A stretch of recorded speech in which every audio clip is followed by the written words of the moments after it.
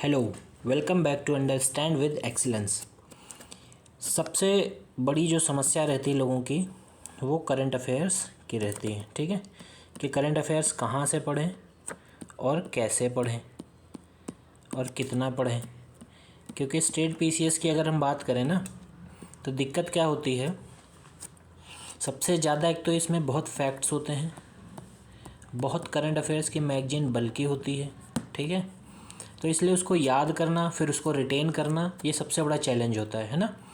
तो देखो, कुछ बातें मैं बता दूँ करंट अफेयर्स के लिए। करंट अफेयर्स का रिसोर्स हमेशा एक फ़िक्स कर लो। ठीक है, आई दृष्टि कर लो, पीडब्ल्यू कर लो, मतलब या एनी अदर सोर्स कर लो, कोई भी सोर्स एक फ़िक्स कर लो और कसम खा लो कि 12 अक्टूबर तक बदलोगे नहीं उस रिसोर्स को। कोई कितना भी बताए कि पिछले बार इस मैगजीन से आया था, उसके पिछले साल दूसरी मैगजीन से आया था। ठीक है, कोई कितना भी बोल ले, नहीं करना वो काम। इसका रीज़न मैं बता रहा हूँ। देखो, ये जितनी भी मैगजीन है ना, इनकी मंथली आती है। ठीक है, फिर बाद में इनका कंपाइलेशन आता है। तो जब तुम एक मैगजीन कोई फॉलो करोगे तो क्या होगा, लास्ट में तुम्हें उसी मैगजीन की आदत होगी। तो जब उसी मैगजीन का कंपाइलेशन आएगा तो तुम इजीली क्या करोगे, उसको फिनिश कर पाओगे। ठीक है, अब दिक्कत क्या है, लोग रिसोर्स फटाफट बदलते हैं। रिसोर्स जितनी जल्दी, देखो करंट का रिसोर्स जैसे जैसे बदलोगे ना, इतना जान लो दिमाग में रुकने वाला कुछ नहीं है, सब कुछ दिमाग से गायब हो जाएगा, कुछ भी नहीं बचेगा दिमाग में। ठीक है, रिसोर्स जब सिंगल रिसोर्स होता है हमेशा वो फ़ायदा करता है, इतना जान लो, हमेशा फ़ायदा करेगा। तो मेरा अभी मैं इस करंट अफेयर्स आई दृष्टि के कुछ पेजेस हैं, मैंने इसमें अटैच कर रखे हैं पीडीएफ में, वो मैं बताऊंगा कि कैसे पढ़ना है और कितना स्किप करना है, फिर कितना रोक देना है। ठीक है, लेकिन रिसोर्स एक ही फॉलो करना है, वरना देखो जब एग्ज़ाम पास आएगा ना, 12 अक्टूबर जैसे ही आएगा, उसके 15-20 दिन पहले खूब सारे शॉर्ट्स नोट्स घूमेंगे मार्केट में। करंट अफेयर्स यहाँ से कर लो, ऐसे कर लो, वैसे कर लो, फटाफट हो जाएगा। एक रात पहले मैराथन कर लो। ठीक है, 15 घंटे की, 10 घंटे की, उससे आ जाएगा। नो डाउट हो सकता है आ जाए, 2-4 क्वेश्चन आ जाए, लेकिन क्या 2-4 क्वेश्चन से तुम्हारा भला हो जाएगा, वहाँ पेपर निकल जाएगा? मेरे हिसाब से तो नहीं निकलेगा। ठीक है, तो करंट करना क्या, देखो मेजर फोकस पीसीएस के लिए करंट जो फोकस एरिया है वो होता है 6 मंथ। ठीक है, तो अगर जनवरी 2025 से भी उठाओगे, ठीक है, टिल सितंबर तक, जनवरी फरवरी मार्च अप्रैल मई जून जुलाई अगस्त सितंबर, ठीक, लगभग 9 मंथ का करंट हो गया ये। ठीक है, 9 मंथ्स का करंट हो गया, इससे ऊपर नहीं आएगा करंट में, कितना भी कोशिश कर ले नहीं आएगा। रिसोर्स जब एक फाइनल कर दोगे, उसी की समरी बनाओगे, उसी के नोट सॉर्ट कर लोगे अपने आप, और उसी का कंपाइलेशन लास्ट में आएगा, पढ़ लोगे। करंट अफेयर्स 40 क्वेश्चन आए चाहे आए 50, डन। ठीक है, तो मोटा मोटी मेरा कहने का यह मतलब है कि रिसोर्स फिक्स करने हैं करंट के, इसके बाद करंट की कोई भी टेंशन नहीं रहनी चाहिए। दूसरी चीज़ एक और हमेशा ये रहती है दिक्कत लोगों को, जब वो करंट अफेयर्स स्टार्ट करते हैं ना, तो दिक्कत होती है कि भाई कौन सा पॉइंट रखना है अपने नोट्स में, कौन सा पॉइंट स्किप कर देना है। ठीक है, तो अभी मैं सामने ही तुम्हारे लाइन पढ़ूंगा, कुछ 2-3 पेजेस मैंने ऐड किए हैं, और जैसे बताऊंगा सेम वैसे ही तरीका फॉलो करना है जब भी मैगजीन को शॉर्ट नोट्स में कवर करोगे। ठीक है, जब भी शॉर्ट नोट्स बनाओगे मैगजीन को वैसे ही करना है। अगर वैसे नहीं करोगे तो तुमको पूरी मैगजीन कभी याद नहीं होगी, और याद करने के पीछे जाओगे तो और फ्रस्ट्रेशन होगी, ठीक, उलझन होगी, और याद कुछ नहीं होगा, बिना मतलब परेशान हो गए। ठीक, तो पहली रीडिंग करने के बाद सेकंड रीडिंग में कोशिश करो कि शॉर्ट करने की कला सीख लो, जैसे मैं अभी बताने जा रहा हूँ। ठीक है, तो चलो स्टार्ट करते हैं। अब ये पहली हेडिंग है, भारतीय वायुयान विधेयक बिल 2024। ठीक, ये क्या है, बिल है।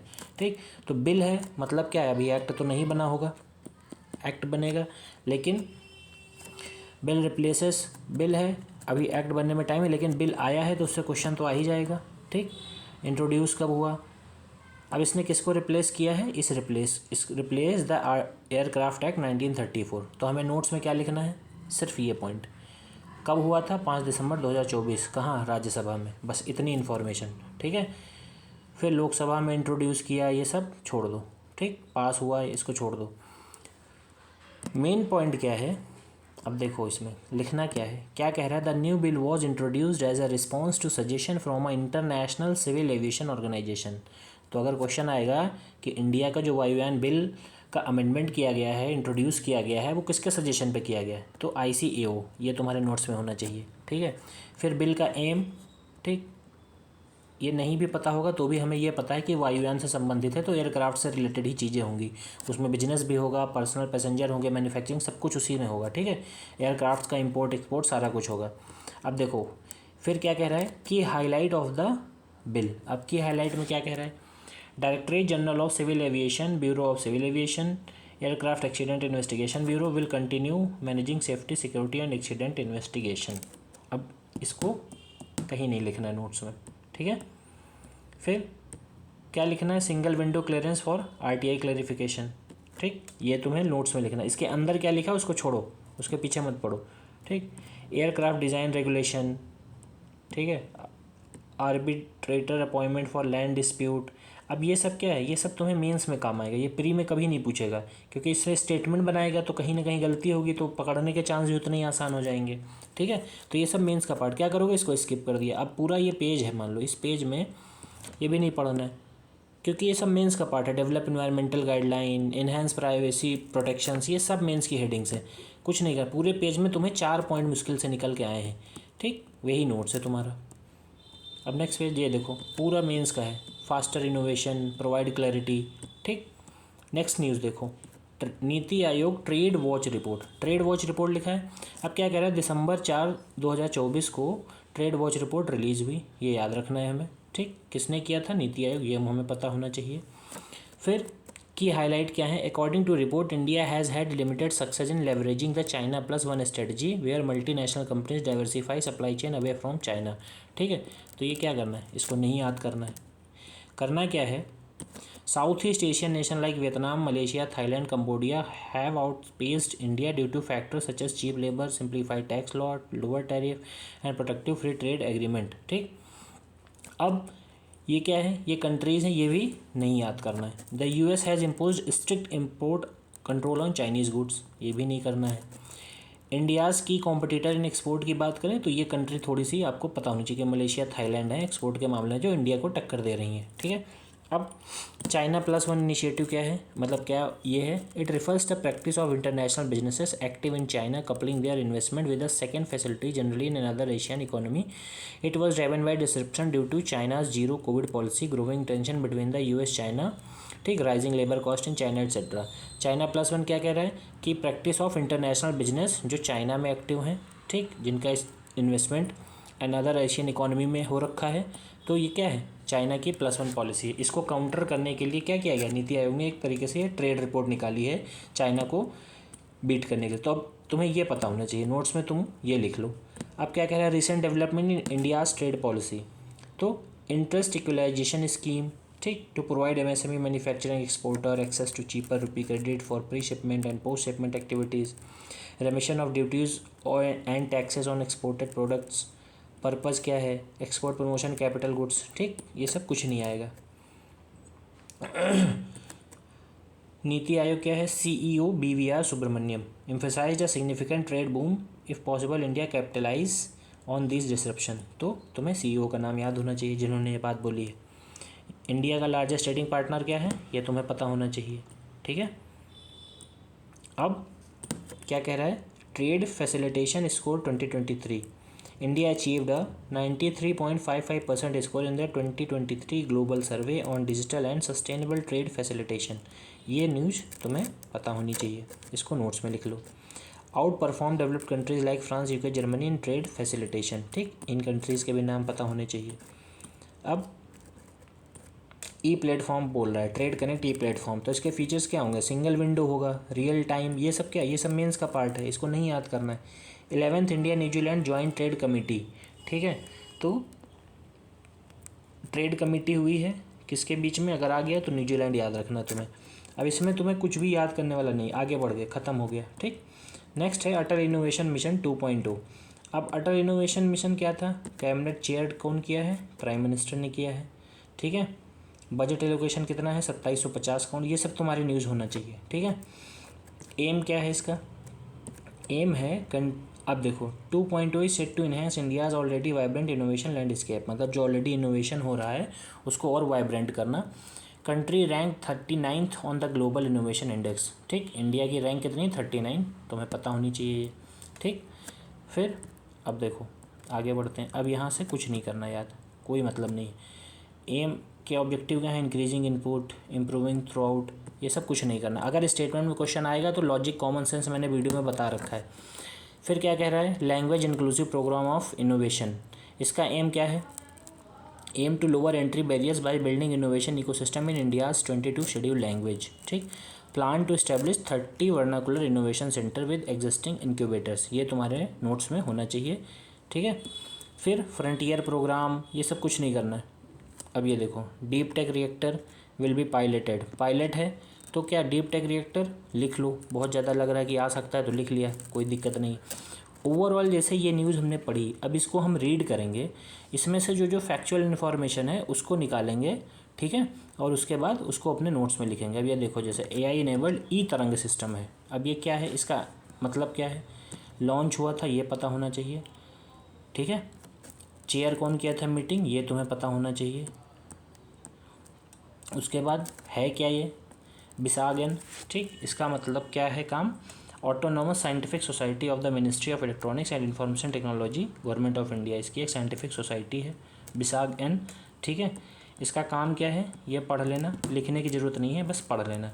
इसके 3 मेन डोमेन है, ये तुम्हें पता होना चाहिए कि सैटेलाइट कम्युनिकेशन, जियो इन्फॉर्मेटिक्स और जियो स्पेशियल टेक्नोलॉजी, ये नोट्स में होना चाहिए तुम्हारे। ठीक, अब देखो ऑब्जेक्टिव क्या होगा इसका, ये तुम्हें पता होना चाहिए। की फीचर्स क्या हैं? अब की फीचर्स में क्या होता है? देखो, की फीचर्स बहुत ढेर सारे लिखे हुए हैं कि इंटरफेयर फ्री ऑपरेशन, तो इसको सिर्फ रीड करना है, रीड करके थोड़ा ठहराव के साथ रीड करना, समझना है। ठीक है, भाग नहीं जाना आगे। ठीक, लेकिन इसको नोट्स में लिखने की ज़रूरत नहीं है, सिर्फ समझ लेना है। जैसे ये है स्पेक्ट्रम वॉरफेयर, क्या है? तो स्पेक्ट्रम वॉरफेयर क्या होता है?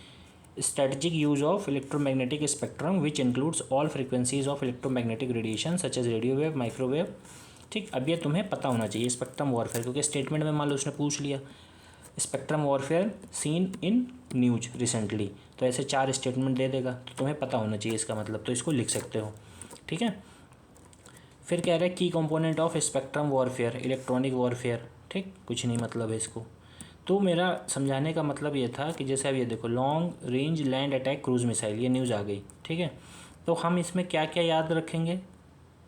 ये की हाईलाइट में सिर्फ पढ़ना है, इनको याद मतलब नोट्स में मत लिख लेना, नोट्स में लिखोगे तो तुम्हें याद करने का अटैक हो जाएगा। ठीक, क्या करना है? ये देखो, रेंज कितनी है इसकी, ये पता होना चाहिए। कब हुआ, ये पता होना चाहिए। ठीक, बस आगे बढ़ गए।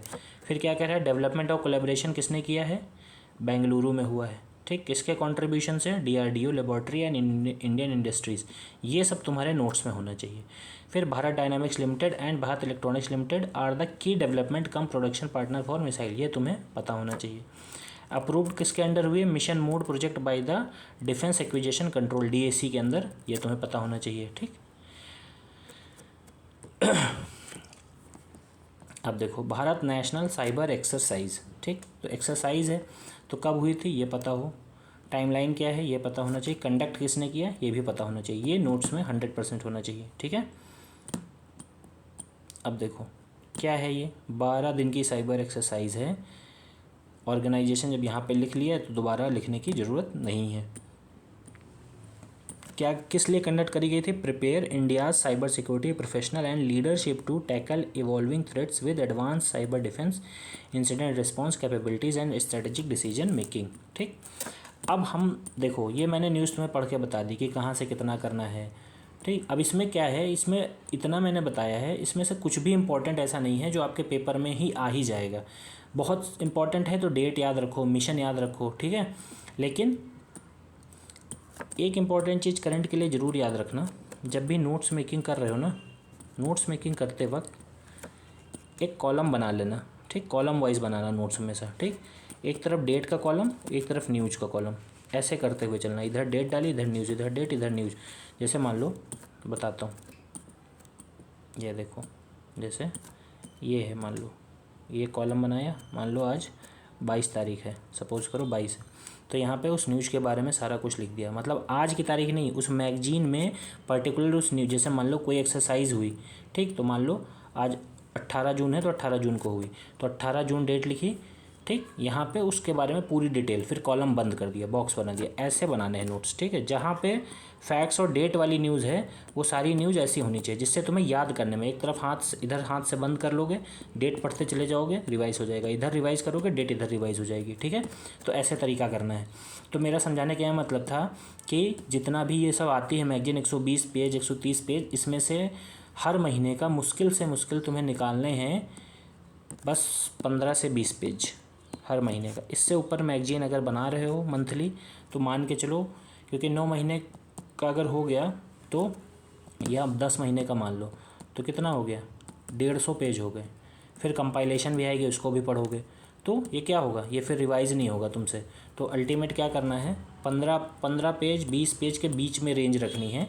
और देखो, जब ये काम कर रहे होगे, ठीक है, जब ये काम मान लो तुमने पढ़ना शुरू किया, मैगजीन पढ़ना स्टार्ट किया, तो क्या करना है, PYQ लेके बैठना है, ठीक है।